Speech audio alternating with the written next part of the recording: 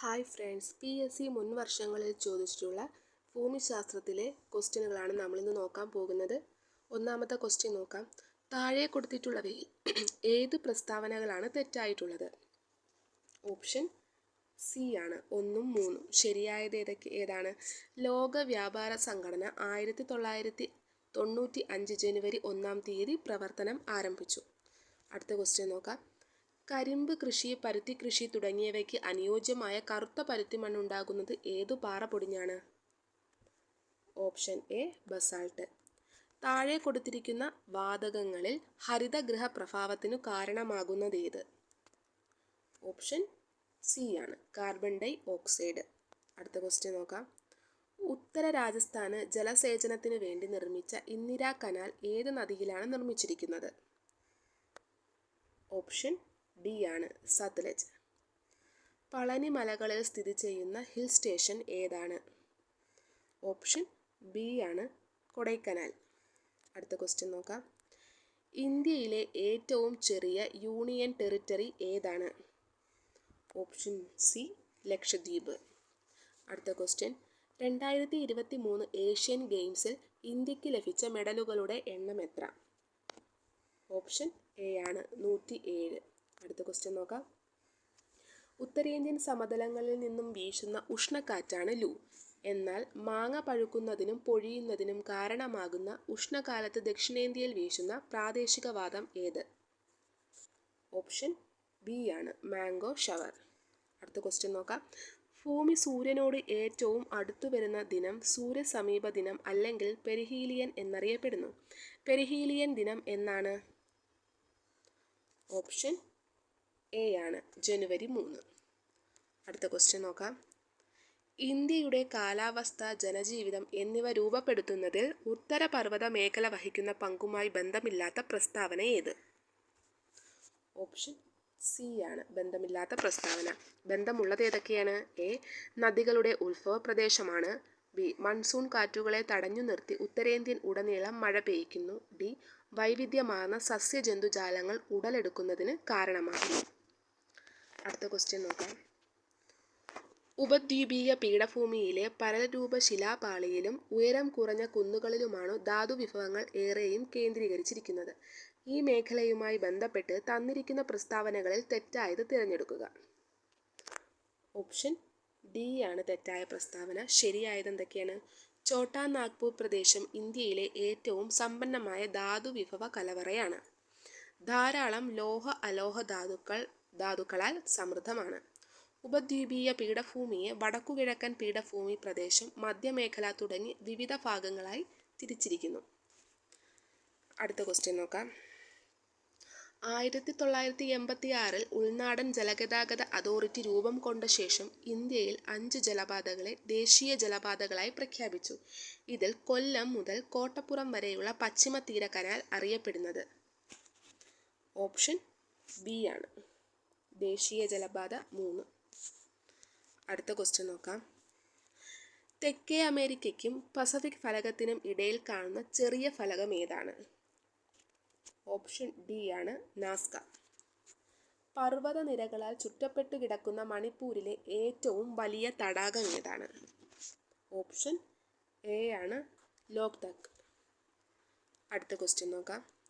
ഉഷ്ണ ഗുരുമർദ്ദ മേഖലയിൽ നിന്നും ഉപദ്രുവീയ നിമ്നമർദ്ദ മേഖലയിലേക്ക് വീശുന്ന കാറ്റ്. ഒന്നുകൂടെ പറയാം.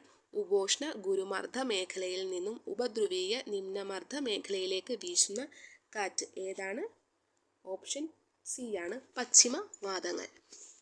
അടുത്ത ക്വസ്റ്റ്യൻ. പ്രാഥമിക ശിലകൾ എന്നറിയപ്പെടുന്നത് ഏതാണ്? ഓപ്ഷൻ ബി ആണ് ആഗ്നേയ ശിലകൾ. പ്രാഥമിക ശിലകൾ എന്നറിയപ്പെടുന്നത് ആഗ്നേയ ശിലകളാണ്. അടുത്ത ക്വസ്റ്റ്യൻ നോക്കാം. കേരളത്തിൽ ചീനക്കളി മണ്ണിന് പ്രസിദ്ധമായ സ്ഥലം ഏതാണ്? ചീനക്കള്ളി മണ്ണിന് പ്രസിദ്ധമായ സ്ഥലം ഏതാണ്? ഓപ്ഷൻ ഡി ആണ് കുണ്ടറ. അടുത്ത ക്വസ്റ്റ്യൻ. മോക്ഷ ചുഴലിക്കാറ്റിന് പേര് നിർദ്ദേശിച്ച രാജ്യം? മോക്ഷ, ഇത് PSC റദ്ദാക്കിയ ക്വസ്റ്റ്യൻ ആണ്. മോക്ഷ അല്ല, മോഖ എന്നാണ്. മോഖ ചുഴലിക്കാറ്റിന് പേര് നിർദ്ദേശിച്ച രാജ്യം ഏതാണ്? ഓപ്ഷൻ സി ആണ് യമൻ. അടുത്ത ക്വസ്റ്റ്യൻ നോക്കാം. 2025 മെയ് 2 പ്രധാനമന്ത്രി നരേന്ദ്രമോദി ഉദ്ഘാടനം ചെയ്ത വിഴിഞ്ഞം തുറമുഖത്തിൻ്റെ പ്രധാന സവിശേഷതകൾ എന്തൊക്കെയാണ്? ഓപ്ഷൻ ഡി ആണ് എല്ലാം ശരി. എന്തൊക്കെയാണ്? ഇന്ത്യയിലെ ആദ്യത്തെ ആഴക്കടൽ ഷിപ്മെൻറ്റ് തുറമുഖം. 2. ഇന്ത്യയിലെ ആദ്യത്തെ ഓട്ടോമേറ്റഡ് തുറമുഖം. 3. അന്താരാഷ്ട്ര ഷിപ്പിംഗ് പാതയോട് നേരിട്ട് സ്ഥിതി ചെയ്യുന്ന ഏക ഇന്ത്യൻ തുറമുഖം. 4. ഇന്ത്യയിലെ ഏറ്റവും ആഴമേറിയ ബ്രേക്ക് വാട്ടർ.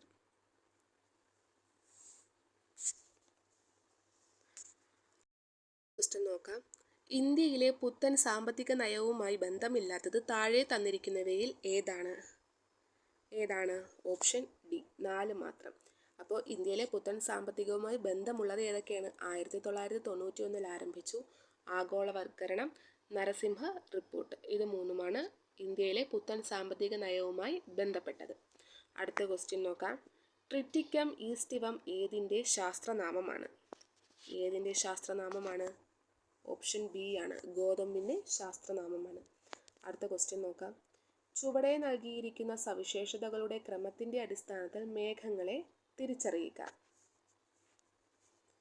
അതായത് കറുപ്പ് അഥവാ ഇരുണ്ട നിറം, നേർത്ത തൂവൽ രൂപം, പഞ്ഞിക്കെട്ട് പോലെ കാണുന്നവ, ആകാശത്തിൻ്റെ സിംഹഭാഗവും ഉൾക്കൊള്ളുന്ന അടുക്കടുക്കായി കാണുന്നവ. അപ്പോൾ കറുപ്പ് അഥവാ ഇരുണ്ട നിറം വരുന്നത് ഏതാണ്? ഓപ്ഷൻ സി ആണ് കേട്ടോ ആൻസർ.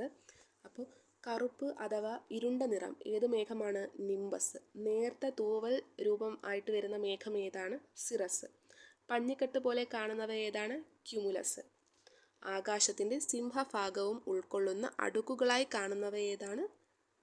സ്ട്രാറ്റസ്. അപ്പോൾ ഓപ്ഷൻ സി ആണ് ആൻസർ. അടുത്ത ക്വസ്റ്റ്യൻ നോക്കാം. താഴെ നൽകിയവയിൽ ഉപദ്വീപീയ പീഠഭൂമിയുമായി ബന്ധപ്പെട്ട് ശരിയായ വിവരണം ഏതെല്ലാമാണ്? ഓപ്ഷൻ എ ആണ് ആൻസർ. ഉപദ്വീപീയ പീഠഭൂമിയുമായി ബന്ധപ്പെട്ട് ശരിയായവ ഏതാണ്? ഓപ്ഷൻ എ ആണ് ആൻസർ. 1, 2, 4 ശരി. 1 എന്താണ്? ഉപദ്വീപീയ പീഠഭൂമി ക്രമരഹിതമായി ത്രികോണാകൃതിയിലുള്ള ഭൂപ്രദേശമാണ്. 2 എന്താണ്? പ്രധാനമായും ലാവ തണുത്തുറഞ്ഞതിലൂടെയാണ് രൂപപ്പെടുന്നത്. 4 എന്താണ്? ശരാശരി ഉയരം 600 to 900 മീറ്ററാണ്. ഇനി അടുത്ത ക്വസ്റ്റ്യൻ നോക്കാം. താഴെ തന്നിരിക്കുന്ന അന്തരീക്ഷ പാളികളെ സമുദ്രനിരപ്പിൻ്റെ ഉയരത്തിനനുസരിച്ച് ക്രമത്തിൽ വിന്യസിക്കുക. ഓപ്ഷൻ ഡി ആണ്. 2, 1, 4, 3. 2 എന്താണ്? Troposphere, 1 stratosphere, 4 mesosphere, 3 thermosphere. ഇനി അടുത്ത ക്വസ്റ്റ്യൻ നോക്കാം. ഇന്ത്യയിലെ കൽക്കരി നിക്ഷേപങ്ങളുടെ 80% ഡാഷ് ഇനത്തിൽ പെട്ടതാണ്. ഏതാണ്? ഓപ്ഷൻ ബി ആണ്, ബിറ്റുമിസ്. ഇന്ത്യയിലെ കൽക്കരി നിക്ഷേപങ്ങളുടെ 80% ബിറ്റുമിനസ് ഇനത്തിൽപ്പെട്ടതാണ്. അടുത്ത ക്വസ്റ്റ്യൻ നോക്കാം.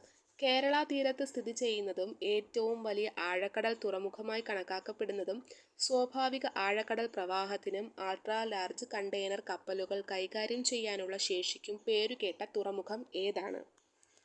ഓപ്ഷൻ ഡി ആണ്, വിഴിഞ്ഞം തുറമുഖം. അടുത്ത ക്വസ്റ്റ്യൻ നോക്കാം.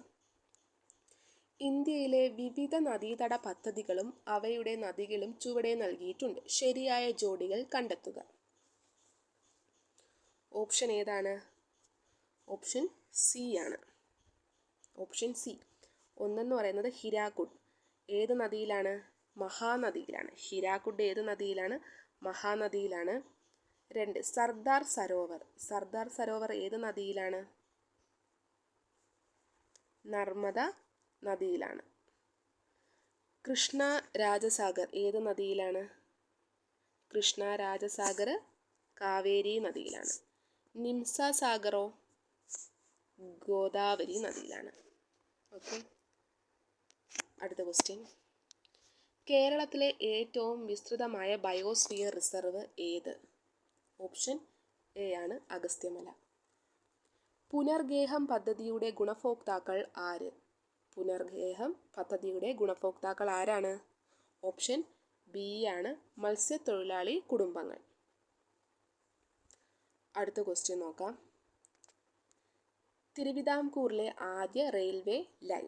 തിരുവിതാംകൂറിലെ ആദ്യ റെയിൽവേ ലൈൻ ഏതാണ്? ഓപ്ഷൻ ഏതാണ്? ഓപ്ഷൻ ഡി ആണ്, കൊല്ലം ചെങ്കോട്ട. അടുത്ത ക്വസ്റ്റ്യൻ നോക്കാം. ഹിമാലയ പർവ്വത നിരയായ ഹിമാദ്രിയുടെ സവിശേഷതകൾ അല്ലാത്തത്. അപ്പോൾ ഓപ്ഷൻ ഏത് വരും? ഓപ്ഷൻ സി ആണ്, 1ഉം 4ഉം സവിശേഷതകളല്ല. 1ഉം 4ഉം സവിശേഷതകളല്ല. സവിശേഷത ഏതൊക്കെയാണ്? 2ഉം 3ഉമാണ്.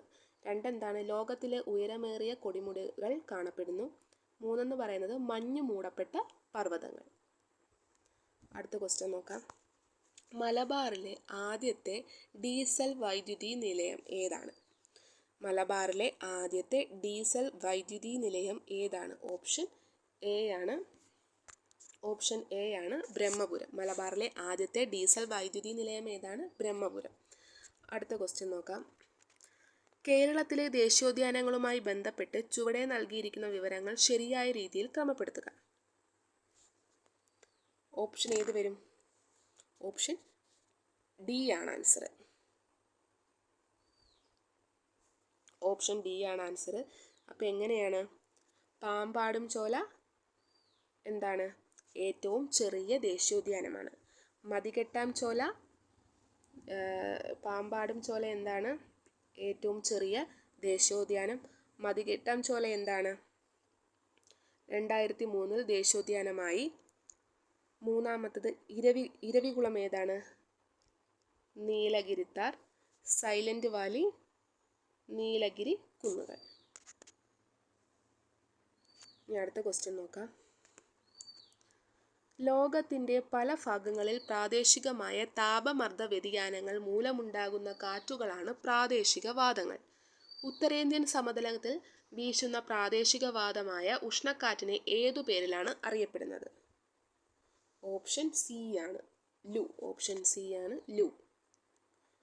അടുത്ത ക്വസ്റ്റ്യൻ നോക്കാം. മലബാറിലെ ആദ്യത്തെ ഡീസൽ വൈദ്യുതി നിലയം.